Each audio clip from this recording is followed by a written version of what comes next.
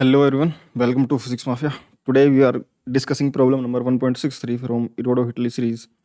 इस क्वेश्चन में ये फिर से एन एलिमेंट फ्रिक्शन की जो प्रॉब्लम है सिंपल उसी पर बेस्ड है। ऐसे भी क्वेश्चन हम क्लास में करते हैं, ठीक है। तो अगर तुमने किया हुआ होगा तो इसमें कोई समस्या आएगी नहीं तुम्हें। सिचुएशन हमें दे रखी है कि the following parameters of the arrangement of figure 1.11, ये फिगर दे रखा है क्वेश्चन का। इसमें हमें बोल रखा है कि एंगल अल्फा जो एंगल ऑफ इंक्लिनेशन है जो हॉरिजॉन्टल के साथ में है, और जो M1 ब्लॉक है उसका सरफेस के साथ में इंक्लाइन प्लेन के साथ में angle of coefficient of friction है वो K है। और जो M2 है वो रस्सी से कनेक्टेड M1 के साथ में, M रस्सी और पुली के बीच में कोई फ्रिक्शन है नहीं। The masses of the pulley and the threads as well as the friction in the pulley are negligible. Friction pulley में नेग्लिजिबल है और धागा जो है आइडियल स्ट्रिंग एक तरीके से, ऐसा मानना। अब बोला assuming both the bodies to be motionless. अभी इनिशियली दोनों की दोनों मोशनलेस थी, इनको रेस्ट से छोड़ा गया, मतलब इनिशियल मोमेंट पर इनको रेस्ट से छोड़ा गया है, मोशनलेस थी इनिशियल मोमेंट पर। पूछा गया find the mass ratio M2/M1, M2 upon में M1 का रेशियो बताना है, eight which the body M2 M2/M1 के किस रेशियो के लिए जो M2 मास है पहला बोल रहा है वो नीचे की तरफ जाना स्टार्ट कर दे। हमें M2/M1 का वो रेशियो बताना है जिसके लिए नीचे की तरफ जाना स्टार्ट करेगा। हमें M2/M1 का वो रेशियो बताना है जिसके लिए M2 ऊपर की तरफ जाना स्टार्ट करेगा, और वो रेशियो बताना है जिसके लिए M2 रेस्ट में रहेगा। फ्रिक्शन फोर्स भी यहाँ पर इंक्लूडेड है, तो ये सब सिनेरियो में बताना है कि ये नीचे किस मास के लिए जाएगा M2/M1 के किस रेशियो के लिए, ऊपर किसके लिए जाएगा, और रेस्ट में कब तक रहेगा किस रेशियो के लिए। तो ध्यान से सुनेंगे ना, प्रॉब्लम सिचुएशन हमें दे रखा है। हम सबसे पहले प्रॉब्लम पर चलते हैं कि M2 कमिंग डाउन है ना, अगर ये नीचे डाउन आना स्टार्ट करता है तो मान लो वो नीचे की तरफ किसी W एक्सेलरेशन से चलता है, ठीक है। W एक्सेलरेशन से अगर M2 चलेगा तो M2 और ये M1 उसी सेम एक्सेलरेशन से ऊपर की तरफ जाएगा, क्योंकि वो रस्सी से कनेक्टेड है, और रस्सी दोनों से along the length of string इस एंड पर अगर ये वाला एंड W एक्सेलरेशन चल रहा है तो इस रस्सी का ये वाला एंड भी W एक्सेलरेशन से ही चलेगा, क्योंकि रस्सी की लेंथ कॉन्स्टेंट रहने वाली है, रस्सी जो है स्ट्रिंग जो है आइडियल है। अगर ये नीचे की तरफ फिसल रहा है तो इसके एफबीडी में देखो सिर्फ और सिर्फ एक ऊपर की तरफ लगने वाली रस्सी की टेंशन T और नीचे की तरफ लगने वाला M2G, इसके अलावा कोई फोर्सेज नहीं है। तो नीचे M2G और ऊपर की तरफ टेंशन T, ठीक है। यहाँ का नॉर्मल अगर कॉन्टैक्ट में होंगे तो भी जीरो होगा, क्योंकि हॉरिजॉन्टल में एक दूसरे को कोई फोर्स लगा रहे हैं, हॉरिजॉन्टल में कोई मोशन नहीं इनका, ठीक है। तो हॉरिजॉन्टल में अगर ये कॉन्टैक्ट में होगा तो भी यहाँ पर कोई नॉर्मल होगा नहीं, और वैसे ही भी डायग्राम में थोड़ा दूर दिखा रखा है तो यहाँ पर फ्रिक्शन होगा नहीं, ठीक है। अब ये मान लो W एक्सेलरेशन नीचे चल रहा है, साथ ही साथ M1 जो था वो M1 ऊपर की तरफ जाएगा, तो जो रस्सी का टेंशन T था वो अलोंग द इंक्लाइन इस पे ऊपर की तरफ लगेगा। नीचे की तरफ जो MG लग रहा था वर्टिकली डाउनवर्ड, उसका अलोंग द इंक्लाइन नीचे की तरफ कंपोनेंट आ जाएगा MG साइन अल्फा, यानी कि M1G साइन अल्फा, और परपेंडिकुलर टू द इंक्लाइन जो कंपोनेंट आता है वो M1G कोस अल्फा बनता है, क्योंकि वर्टिकल जो MG लगेगा उसका ये एंगल अगर थीटा है तो 90 माइनस थीटा, तो इधर की तरफ MG sine 90 minus theta cos theta बन जाता है, और इधर की तरफ M1G cos 90 minus theta sine theta बन जाता है। तो इधर की तरफ ये थीटा अल्फा है तो ये M1G साइन अल्फा, और इधर की तरफ M1G कोस अल्फा, ये mg के कंपोनेंट्स होंगे। परपेंडिकुलर डायरेक्शन में एक नॉर्मल फोर्स लग रहा होगा, और साथ ही साथ क्योंकि ये हमें बोल रखा है कि ये नीचे की, हमने ये केस पहला ये लिया जिसमें M2 नीचे जा रहा था, ये M1 ऊपर की तरफ स्लाइड कर रहा होगा। अगर M1 ऊपर की तरफ स्लाइड कर रहा है तो ये मूविंग है, तो स्टैटिक सरफेस पर अगर मूव करेगा तो फ्रिक्शन जो स्टैटिक सरफेस का होगा वो उसको अपोजिट में उसको रोकने की कोशिश करेगा, क्योंकि ये वाली सरफेस रुकी है तो इसको भी रोकने की कोशिश करेगा, तो फ्रिक्शन लगेगा इसके अपोजिट। और क्योंकि ये मूव कर रहा होगा तो फ्रिक्शन पूरा लिमिटिंग लगेगा μ/n के बराबर, म्यू यानी कि कोएफिशिएंट ऑफ फ्रिक्शन K, यहाँ पर हमें K दे रखा है। तो ये वाला सिनेरियो होगा M1 के साथ में, और ये होगा M2 के साथ में। इसकी एक्सेलरेशन डाउनवर्ड W है, इसकी एक्सेलरेशन अपवर्ड W है। हम M1 के लिए सोल्व करें, इसके लिए इक्वेशंस बनाए, तो वर्टिकल डायरेक्शन में तो ये कहीं मूव नहीं कर रहा, इस डायरेक्शन में ना ऊपर जा रहा है ना इसके अंदर धंस रहा है, तो इस डायरेक्शन में इसका एक्सेलरेशन जीरो है। तो हम लिख सकते हैं जो नॉर्मल फोर्स होगा वो वर्टिकली जो इंक्लाइन प्लेन के perpendicular direction M1G cos alpha जो फोर्स लग रहा है उस डायरेक्शन में, नॉर्मल और M1G कोस अल्फा बराबर होंगे। ये इक्वेशन नंबर 1 बोल दिया इसको।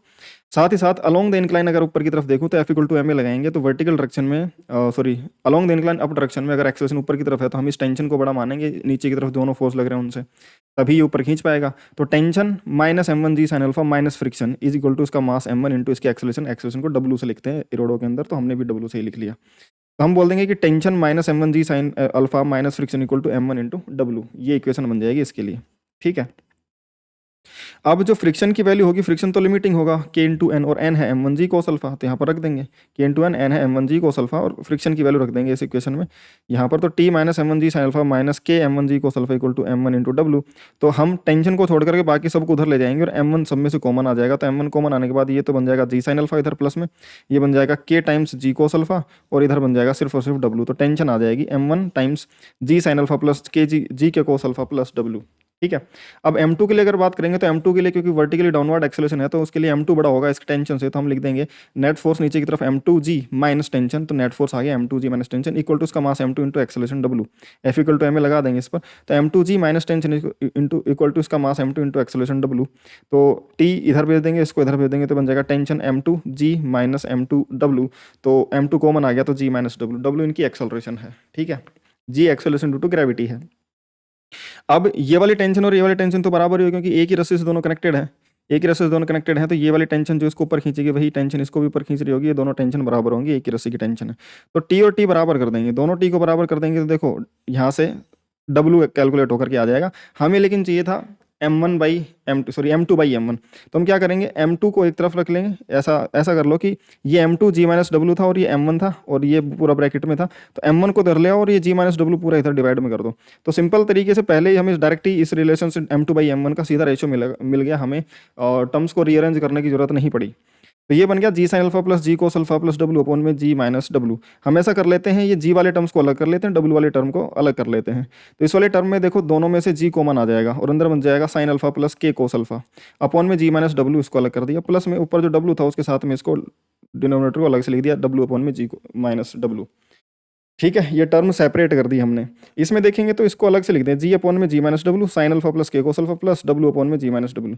हमें ये पता है क्योंकि ये जो सिस्टम है ये फ्री फॉल नहीं कर रहा, ये जो W हो सकता था, W मैक्स टू मैक्स कितना हो सकता था, W मैक्स टू मैक्स हो सकता था G के बराबर, अगर ऊपर कोई टेंशन लगती ही नहीं तो सीधा M2G लगता, तो W एक्सेलरेशन से गिरता, WG एक्सेलरेशन से गिरता, लेकिन क्योंकि ऊपर की तरफ अब टेंशन होगी चाहे यहाँ पर फ्रिक्शन हो ना हो, m1 को ऊपर खींचने के लिए तो उसको फोर्स लगाना ही पड़ेगा, तो रस्सी में टेंशन होगी, रस्सी में टेंशन होगी तो m2 पर ऊपर की तरफ फोर्स लगेगा, तो नीचे नेट फोर्स m2g नहीं रह पाएगा, नहीं रह पाएगा, तो ये जो एक्सेलरेशन है ये g नहीं रह पाएगी, तो इतना तो पक्का है कि जो w है वो उसकी वैल्यू होगी तो g से कम ही।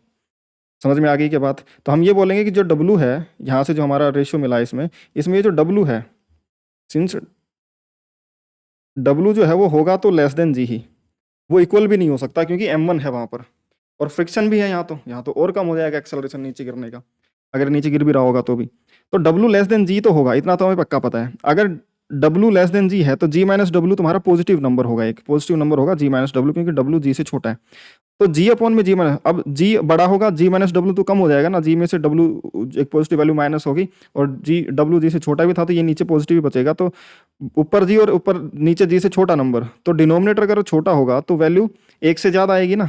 अगर मैं बोलूँ कि ऊपर तो 10 है और नीचे मान लो W2 था तो 10 माइनस 2 8 बन गया, तो अब ये वैल्यू आएगी तो एक से बड़ी ना, समझ में आ गई बात, एक से बड़ी आएगी, तो G अपॉन में G माइनस डब्ल्यू ये एक से बड़ा नंबर है, तो किसी भी नंबर को, ये एक नंबर था sign alpha plus K cos alpha, ये एक टर्म थी, इस टर्म को अगर एक से ज़्यादा नंबर से मल्टीप्लाई करूंगा, कोई भी टर्म है x उसको अगर मैं मल्टीप्लाई करूंगा एक से बड़े नंबर से तो उसकी वैल्यू बढ़ेगी, 1.2 से करूंगा तो 1.2 टाइम्स हो जाएगा, 1.5 से करूंगा तो 1.5 टाइम 2 से करूंगा तो 2 टाइम्स। किसी भी नंबर को एक से बड़े नंबर से अगर मल्टीप्लाई करूंगा, ये एक से बड़ा नंबर है, उसको अगर इस वाले टर्म को एक से बड़े नंबर से मल्टीप्लाई करूंगा तो जो वैल्यू आएगी ये वाली वैल्यू मिला करके वो इस वाली वैल्यू से तो बड़ी आएगी क्योंकि वो एक से बड़े नंबर से मल्टीप्लाई हो चुका है, और उसमें साथ ही साथ कुछ ऐड भी हो रहा है, ये भी एक पॉजिटिव नंबर होगा क्योंकि G W से बड़ा है तो ये एक पॉजिटिव नंबर आएगा। एक तो sine alpha plus K cos alpha को एक से बड़े नंबर से मल्टीप्लाई कर दिया गया, साथ ही साथ उसमें कुछ जोड़ भी दिया गया, यानी कि ये वाला जो m2 बाई m1 है इसको मैं बोल सकता हूँ कि ये वाली जो टर्म थी sign alpha plus K cos alpha ये इससे बड़ा आएगा। समझ में आ गई क्या बात? m2 अपॉन में m1 will be greater than sine alpha plus K cos alpha.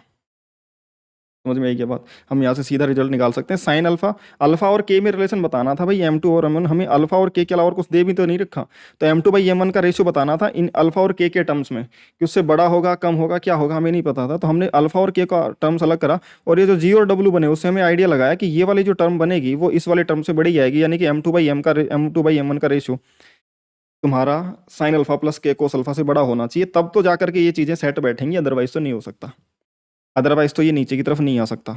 समझ में आ गई क्या बात? ठीक है, तो m2 by m1 greater than sine alpha plus K cos alpha होगा।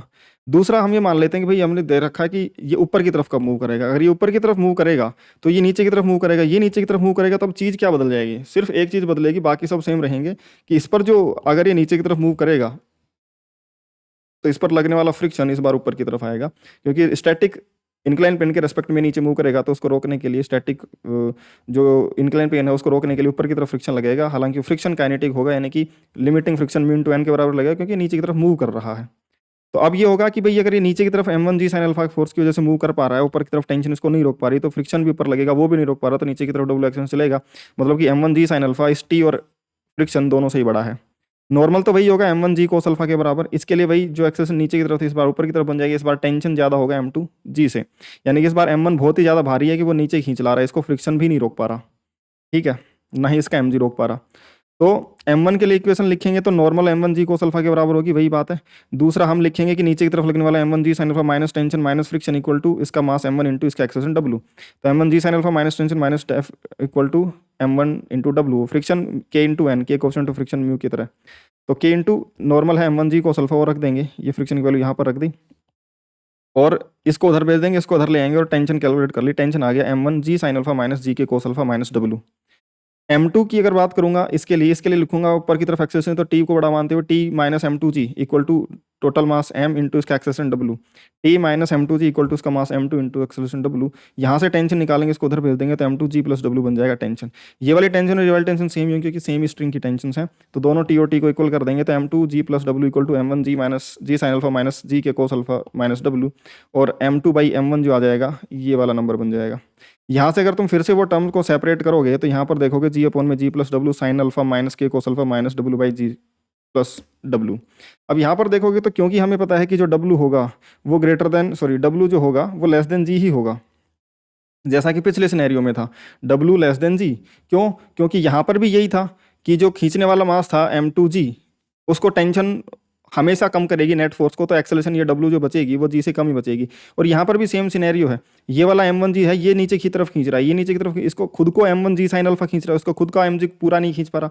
अलोंग द इंक्लाइन लगने वाला फोर्स सिर्फ m1g साइन अल्फा। अगर टेंशन और फ्रिक्शन नहीं भी होते तो भी इसकी एक्सेलेरेशन जी साइन अल्फा ही होती, जी तो इसकी भी नहीं हो पाती, यानी कि W होगा तो जी से छोटा ही होगा, जी से छोटा ही, यानी कि जी प्लस डब्ल्यू जो आएगा ये भले ही डब्ल्यू जी से छोटा है, लेकिन ये जो तुम्हारा जी अपॉन में जी प्लस डब्ल्यू आएगा ये पॉजिटिव नंबर बनेगा, जी प्लस डब्ल्यू दोनों जुड़ेंगे तो डिनोमिनेटर एक से बड़ा होगा, तो नीचे वाला नंबर बड़ा होता है तो जो रेशियो होता है वो एक से छोटा होता है। जैसे कि मैं लिखूँ ऊपर 10 और नीचे अगर ये 12 हो जाए, एक से 10 से जी से बड़ा, तो ये लेस देन 1 आएगा। तो ये रेशियो ये वाला नंबर जो भी है उसको एक से छोटे नंबर से मल्टीप्लाई कर दिया गया, तो ये वाला नंबर ओवरऑल कम हो जाएगा। मान लो इसकी वैल्यू किसी भी तरीके से, मान लो कुछ 10 आ रही है, इसको एक से छोटे नंबर 0.8 से मल्टीप्लाई कर दिया गया, तो ये 8 रह गया ना, 10 से छोटा हो गया।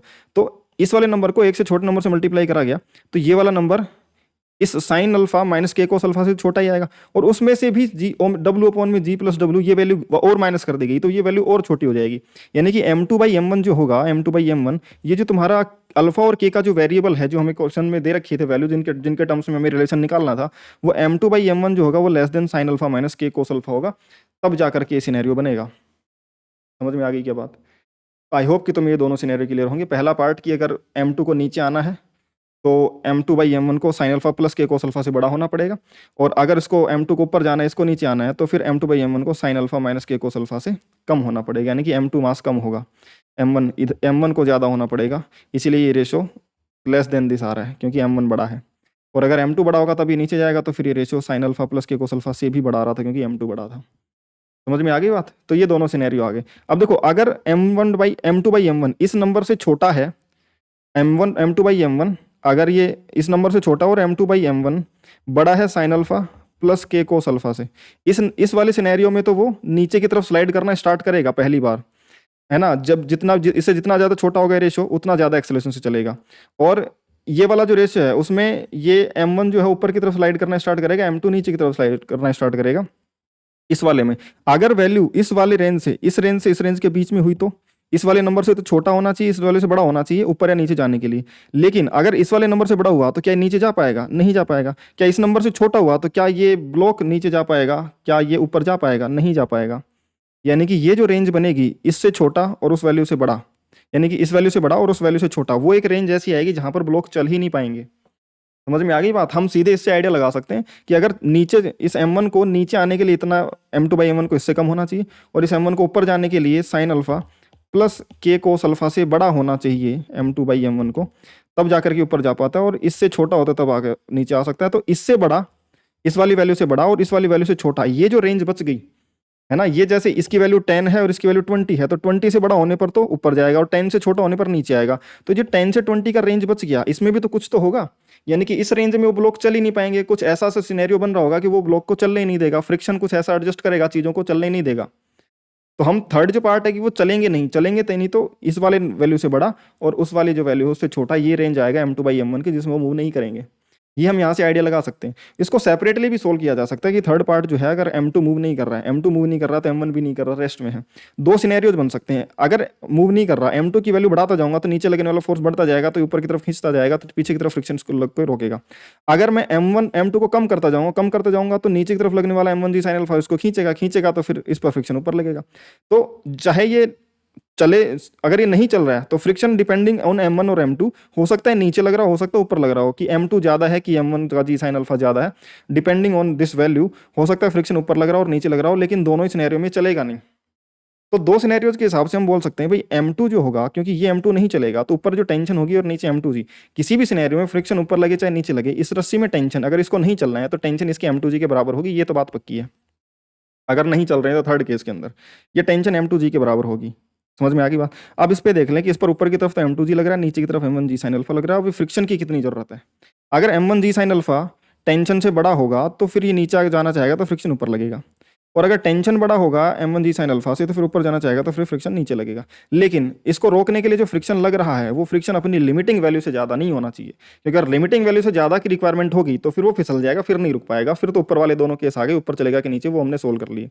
यानी कि यहाँ पर इसको रोक के रखने के लिए जो फ्रिक्शन हम लगाएंगे ना, ये फ्रिक्शन अपनी लिमिटिंग वैल्यू के बराबर, जस्ट बराबर या उससे कम होने चाहिए, तब जाकर तो ये रुका हुआ रहेगा। ऊपर लगेगा तब भी, चाहे नीचे लगेगा तब भी, लेकिन लिमिटिंग से कम होना चाहिए। स्टैटिक फ्रिक्शन होगा तो ये रुका हुआ रहेगा, अदरवाइज तो अगर वो फ्रिक्शन की रिक्वायरमेंट ज़्यादा होगी, लिमिटिंग से भी ज़्यादा, तो उससे ज़्यादा फ्रिक्शन लग नहीं पाएगा, लिमिटिंग से ज़्यादा, तो फिर ये स्लाइड कर जाएगा। और वो दोनों केसेस हमने ऊपर ऑलरेडी पढ़ लिए हैं। तो M1 के लिए बात करते हैं। M1 के लिए W एक्सेलरेशन 0 है, तो दो केसेस हो सकते हैं। हो सकता है कि फ्रिक्शन नीचे लग रहा हो, tension M1G sin alpha normal और M1G cos अल्फा के अलावा। हो सकता है कि ऊपर की तरफ जाने की कोशिश कर रहा हो तो फ्रिक्शन नीचे लग रहा हो, और हो सकता है M1G sin अल्फा ज़्यादा हो तो नीचे आने की कोशिश कर रहा हो तो फ्रिक्शन ऊपर लग रहा हो। लेकिन ये जो फ्रिक्शन है ये मैक्सिमम Kn हो सकता है या उससे छोटा रहेगा, ज़्यादा से ज़्यादा Kn हो सकता है। और यहाँ पर भी अगर ये चल नहीं रहा है तो एक्सेलरेशन W 0 है, तो ये जो फ्रिक्शन की यहाँ पर रिक्वायरमेंट इसको रोक के रखने की, वो क्योंकि M1G sin अल्फा T से बड़ा है तो ये नीचे फिसलेगा, तो फ्रिक्शन चाहिए ऊपर। तो ये फ्रिक्शन Kn से ज़्यादा की जरूरत नहीं पड़नी चाहिए, क्योंकि उससे ज़्यादा लग नहीं सकता। तो अगर इसकी जरूरत रोक के रखने के लिए Kn या उससे कम की है, स्टैटिक फ्रिक्शन Kn या उससे कम लग रहा है, तब तो रोक लेगा, अदरवाइज तो नहीं रोक पाएगा। तो रोकने के लिए नीचे मैक्सिमम Kn जा सकता है या फिर ऊपर की तरफ मैक्सिमम Kn फ्रिक्शन लग सकता है। Kn quotient of friction, n तो नॉर्मल है ही। नॉर्मल की वैल्यू दोनों ही केसेस में M1G cos अल्फा रहेगी, ये M1G sin अल्फा, और ये टेंशन दोनों ही केसेस में M2G रहेगा। लेकिन M2 की वैल्यू कम रहेगी तो ऊपर की टेंशन कम रहेगी, तो नीचे फिसल M2 अगर कम रहेगा तो ऊपर की टेंशन कम रहेगी तो नीचे फिसलेगा, नीचे फिसलेगा तो फ्रिक्शन ऊपर। और अगर M2 ज़्यादा रहेगा तो M2G ज़्यादा होगा तो टेंशन ऊपर ज़्यादा होगी, M1G sin अल्फा से तो ऊपर फिसलेगा तो फ्रिक्शन नीचे लगेगा। ये दो केस बनेंगे। अगर M1G sin अल्फा इधर खींचने वाला इस टेंशन से छोटा है, यानी कि M2G से छोटा है, क्योंकि टेंशन तो M2G के बराबर है, अगर ये वाला फोर्स छोटा है तो ये ऊपर फिसलना चाहेगा तो फ्रिक्शन नीचे लगेगा। और इस वाले केस में तुम्हारा M1G sin अल्फा इस T2 यानी कि M2G से बड़ा है, M1G sin अल्फा उससे बड़ा है, तो इस वजह से फ्रिक्शन ऊपर की तरफ लग रहा है, क्योंकि ये नीचे फिसलना चाहेगा क्योंकि ये फोर्स बड़ा है। तो as blocks are not moving, friction between the incline plane will be static friction. और स्टैटिक फ्रिक्शन Kn से ज़्यादा है, उसके Kn से छोटा है, उसके बराबर हो सकता है मैक्सिमम टू मैक्सिमम। तो फ्रिक्शन जो होगा स्टैटिक होगा, Kn या उससे कम। अच्छा, केस 1 ये बोल देगा। पहला केस हम देख लेते हैं कि भाई ऊपर जाने के लिए अगर M2 बड़ा भी है तो भी नीचे रोकने वाला फ्रिक्शन लिमिटिंग अगर लग भी जाएगा तो भी नहीं चल पाएगा ना, तो उससे एक ये वाला लिमिटिंग केस आ जाएगा। इस वाली कंडीशन में ये पूरा फ्रिक्शन लगा देंगे तो इधर का दो एक्सट्रीम लिमिटिंग केस आ जाएंगे कि किस किस रेंज में वो नहीं चल रहा, तो उसके बीच का M2/M1 हमेशा वैलिड रहेगा उसको ना चलने के लिए। तो पहला केस कर लेते हैं जिसके अंदर ये M2G बड़ा है तो नीचे की तरफ फ्रिक्शन लग रहा होगा, तो उस समय रुक नहीं, अगर ये रुका हुआ है तो टेंशन मैक्सिमम टू मैक्सिमम इतनी हो सकती है वो M1G sin अल्फा प्लस पूरे का पूरा फ्रिक्शन लग के उसको बैलेंस कर पाए। समझ में आ गई क्या बात? तो हम लिखेंगे tension equal to M1G sin alpha plus friction, क्योंकि दोनों ये नीचे लग रहे थे, टेंशन ऊपर लग रहा था। फ्रिक्शन टेंशन T2 तो M2G है, यहाँ पर रख देंगे M2G। और फ्रिक्शन को देखो, इधर देखो, यहाँ से G उधर की तरफ भेज देंगे, M2 equal to M1 sin alpha plus friction by G। फ्रिक्शन को क्या लिखेंगे? हम ऐसा कर लेंगे कि हम M1 से डिवाइड कर देते पूरी इक्वेशन, क्योंकि हमें M2 चाहिए, M2/M1, तो पूरी इक्वेशन को M1 से डिवाइड कर दो तो ये M2/M1 बन जाएगा। यहाँ पे M1 कट जाएगा, sin अल्फा बच जाएगा ओनली, और यहाँ पर फ्रिक्शन अपॉन में G/M1 बन जाएगा। G तो था ही, M1 से डिवाइड करने पर M1 और आ जाएगा। फ्रिक्शन की जो मैक्सिमम वैल्यू है, ध्यान से सुनना, फ्रिक्शन जो है वो लेस देन इक्वल टू के एन होना चाहिए, या फिर लेस देन के एन होना चाहिए, इक्वल टू वाली क्रिटिकल कंडीशन होती है जस्ट चलने वाली। तो हम मान लेते हैं कि फ्रिक्शन लेस देन के एन है, समझ में आ गई बात। तो फ्रिक्शन लेस देन अगर के times M one g cos alpha है, वो चल ही नहीं पा रहे, तो मतलब हमेशा लेस देन ही होगा फिर फ्रिक्शन, वो चल ही नहीं रहा। तो फ्रिक्शन लेस देन के इंटू एन यानी M one g cos alpha. हमें चाहिए फ्रिक्शन, हमें फ्रिक्शन नहीं चाहिए, हमें चाहिए फ्रिक्शन बाई जी एम। तो हम इसको फ्रिक्शन को जी एम वन से डिवाइड कर देंगे, जी एम वन से डिवाइड करेंगे तो देखो जी और एम वन को इधर ले आओ, तो क्या बन जाएगा के कोस अल्फा, या फिर डिवाइड कर दो दोनों तरफ तो जी एम वन कट जाएगा इधर वाला, तो के कोस अल्फा बन जाएगा, यानी कि फ्रिक्शन अपॉन में G M one, friction upon में जी एम वन, ये तुम्हारा लेस देन के कोस अल्फा बन रहा है। हमें चाहिए एफ अपॉन में G M one plus sine alpha, क्योंकि वो M two by M one के बराबर है, तो इसमें क्या कर देंगे साइन अल्फा ऐड कर देंगे। इस वाली इक्वेशन में इधर साइन अल्फा ऐड करा तो इधर भी साइन अल्फा ऐड कर देंगे, ये बन जाएगा। अब ये वाला जो फंक्शन है ये तो हमारा M two by M one है, यानी कि इधर तो रख दूंगा मैं M two by M one, जो कि है less than sine alpha plus K cos alpha. तो देखो sign alpha plus K cos alpha से ज़्यादा था जब M two by M one, तब तो वो फिसल रहा था, एम टू नीचे आ रहा था और एम वन ऊपर की तरफ जा रहा था, यानी कि इससे अगर कम पड़ गया तो फिर ये नहीं चल पाएगा। ठीक है, अब इस वाले रेशियो से जितना ज़्यादा होगा उतनी तेजी एक्सेलरेशन से दोनों चलेंगे, और इससे जितना कम होगा उतना कम फ्रिक्शन रिक्वायर्ड होगा रोक के रखने के लिए। तो नहीं फिसलने के लिए M two by M one less than this होगा। केस सेकंड, जब फ्रिक्शन ऊपर की तरफ लग रहा हो, तो ऊपर की तरफ लग रहा होगा यानी कि एम वन जी साइन अल्फा ज़्यादा है ये वाला केस, तो एम वन जी साइन अल्फा टेंशन और फ्रिक्शन दोनों को मिला करके उसको बैलेंस करेगा। तो केस टू में टेंशन और फ्रिक्शन मिलकर के एम वन जी साइन अल्फा, नीचे की तरफ एम वन जी साइन अल्फा, ऊपर टेंशन और फ्रिक्शन दोनों, तो ये दोनों बराबर होंगे। अगर ये रेस्ट में है तो इक्विलिब्रियम में होगा नेट फोर्स जीरो। टेंशन को फिर से एम टू जी रख देंगे, एम टू जी रख देंगे प्लस फ्रिक्शन ये। अब यह क्या करेंगे, फ्रिक्शन को उधर ले जाएंगे और एम वन से पूरी इक्वेशन को डिवाइड कर देंगे, तो फ्रिक्शन उधर गया तो ये माइनस में आएगा, और एम वन से अब डिवाइड कर देंगे तो M two by M one ये बन जाएगा इक्वल टू, यहाँ से एम वन और जी कट जाएंगे तो साइन अल्फा बन जाएगा माइनस, या एफ अपन में जी एम वन बन जाएगा। अब हमें फ्रिक्शन की वैल्यू पता है कि फ्रिक्शन लेस देन के M one g cos alpha होगा, क्योंकि फ्रिक्शन की लिमिटिंग वैल्यू के टाइम्स नॉर्मल, नॉर्मल उस पर लगेगा एम वन ब्लॉक पर M one g cos alpha. हमें चाहिए F by ji M one, हमें ये वाले टर्म बना ली है इसको देखने के लिए, तो हमें एफ तो मिल गया, तो जी एम वन से डिवाइड कर दो जी एम वन, यानी कि इस जी एम वन को इधर ले आओ, तो F by ji M one less than K sine alpha, K cos alpha. अब हमें इसको माइनस से मल्टीप्लाई करना है, तो दोनों एक तरफ माइनस से मल्टीप्लाई करोगे तो इस इनइक्वालिटी को अगर माइनस से मल्टीप्लाई कर दोगे तो इनइक्वालिटी का साइन पलट जाएगा, तो ये ग्रेटर देन आ जाएगा। अब दोनों तरफ ये माइनस का एफ अपॉन में जी एम वन मिल गया हमें, अब हमें साइन अल्फा भी चाहिए इधर की तरफ प्लस का, तो दोनों तरफ साइन अल्फा जोड़ दो, तो sine alpha minus F upon G M one, तो इधर बन जाएगा साइन अल्फा, और ये माइनस का के कोस अल्फा है ही। ये वाली जो वैल्यू है ये क्या है बेटा, M two by M one, तो ये बन जाएगा M two by M one, जो कि ग्रेटर देन होना चाहिए किसके, sign alpha minus K cos alpha के। ध्यान से देख लो, इस वाली वैल्यू से जब छोटी वैल्यू थी M two by M one, तो फिर वो एम वन खींच ले रहा था ये नीचे ये ऊपर, लेकिन अगर इससे बड़ा होगा तो फिर ये चल ही नहीं पाएंगे। यानी कि जो दो एक्सट्रीम थे M two by M one, अगर M two by M one इससे बड़ा था तब तो एम टू नीचे और एम वन ऊपर चल रहा था, अगर इससे छोटा था तो एम वन नीचे और एम टू ऊपर चल रहा था, लेकिन अगर इस रेंज के बीच में होगा तो दोनों ही ब्लॉक नहीं चलेंगे। अगर इतना लगेगा, अगर ये M two by M one इतना है, तब तो ये जस्ट नीचे चलना चाह रहा है, ये जस्ट ऊपर जाना चाह रहा है, फ्रिक्शन यहाँ पर लिमिटिंग लग रहा होगा। अगर उससे कम हो जाएगा तो फिर यहाँ पर लिमिटिंग फ्रिक्शन की जरूरत नहीं है, फिर उससे कम में ही संभाल लेंगे। अगर इतना है value M two by M one, तो ये नीचे आना चाह रहा है, ये ऊपर आना चाह रहा है, समझ में आ गई बात। और उस केस में ऊपर की तरफ लिमिटिंग फ्रिक्शन लग रहा है, और अगर ये वैल्यू इससे थोड़ी सी भी ज़्यादा हुई तो फिर यहाँ पर ऊपर की तरफ लगने वाला फ्रिक्शन लिमिटिंग की जरूरत नहीं पड़ेगी, थोड़े कम फ्रिक्शन की जरूरत पड़ेगी, तो काम चल जाएगा। समझ में आ गई क्या बात, ठीक है। तो आई होप कि तुम्हें ये प्रॉब्लम अच्छे से क्लियर हो गई होगी।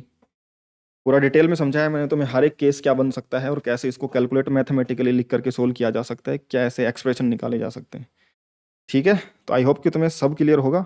कुछ भी डाउट हो तो वीडियो को बैक करके देख लेना, या फिर अपना टेलीग्राम पर जो डाउट ग्रुप है माफियाज डाउट किलर्स ग्रुप, ठीक है, वहाँ पर आकर के मुझसे तुम डिस्कस कर सकते हो इस क्वेश्चन में जो भी प्रॉब्लम हो, या फिर कोई भी और क्वेश्चन जो तुम प्रिपेयर कर रहे हो जो तुमसे नहीं हुआ, या फिर तुम्हें प्रिपरेशन से रिलेटेड कोई भी डाउट पूछना हो तो तुम यहाँ पर आकर मुझसे पूछ सकते हो। और ये सारे नोट्स वगैरह और वीडियोस की लिंक वगैरह जो नए अपडेट्स आते हैं वो सारे फिजिक्स माफिया अपना टेलीग्राम चैनल है, वहाँ पर जाकर उसको ज्वाइन कर सकते हो, तो वहाँ से भी तुम्हें सारी अपडेट्स वगैरह मिलती रहेंगी। इन दोनों ही चैनल और ग्रुप की लिंक तुम्हें डिस्क्रिप्शन में मिल जाएगी, वहाँ से जाकर के तुम ज्वाइन कर सकते हो, ठीक है। अदरवाइज सर्च करोगे टेलीग्राम पर तो वहाँ पे भी मिल जाएगा। तो ठीक है भाई, आई होप ये चीज़ें तुम्हें पसंद आ रही हैं, तो चैनल को सब्सक्राइब कर देना यार, अपने फ्रेंड्स के साथ शेयर करना। बाकी मिलते हैं अपने नेक्स्ट वीडियो में ऐसे ही किसी अच्छे से क्वेश्चन के सोल्यूशन के साथ में, तब तक के लिए बाय।